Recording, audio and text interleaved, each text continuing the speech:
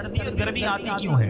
یہ بھی ایک بڑی عجیب اس کی یوں سمجھے وجہ بخاری شریف کی حدیث ہے. مجھے اندازہ تھا جب میں حدیث پڑھنے لگا کہ اگر آج میں اس کو بیان کروں گا تو لوگ پھر اس پر سوشل میڈیا پہ تو الگ طرح کے لوگ ہیں نا، ان کو مذاق اڑانا ہے، وہ اپنا کام کریں. ہمیں اپنے آقا کے فرامین پر ایمان ہے، ہمارا یقین ہے. بخاری شریف کی حدیث سنو، حدیث نمبر ہے 537. جہنم نے اپنے رب کے پاس شکایت کی کہ میرے بعض پارٹس، بعض اجزاء کو بعض نے کھا لیا ہے. اتنی آگ ہے کہ بعض اجزاء نے بعض اجزاء کو کھا لیا ہے. تو اسے 2 مرتبہ سانس کی اجازت دی گئی. فرمایا ایک سردی میں اور ایک گرمی میں.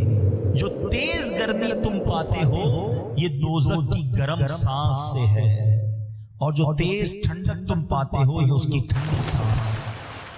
اللہ اکبر. یعنی سردی اور گرمی میں جہنم کی یاد ہے. مشہور مفسر قرآن حکیم الامت مفتی احمد یار خان نعیمی رحمت اللہ تعالی علیہ حدیث کے تحت فرماتے ہیں دوزخ جب اوپر کو سانس لیتا ہے تو دنیا میں عموماً سردی کا زور ہوتا ہے، اور جب دوزخ نیچے سانس کو چھوڑتا ہے تو عموماً گرمی کی شدت بڑھ جاتی ہے.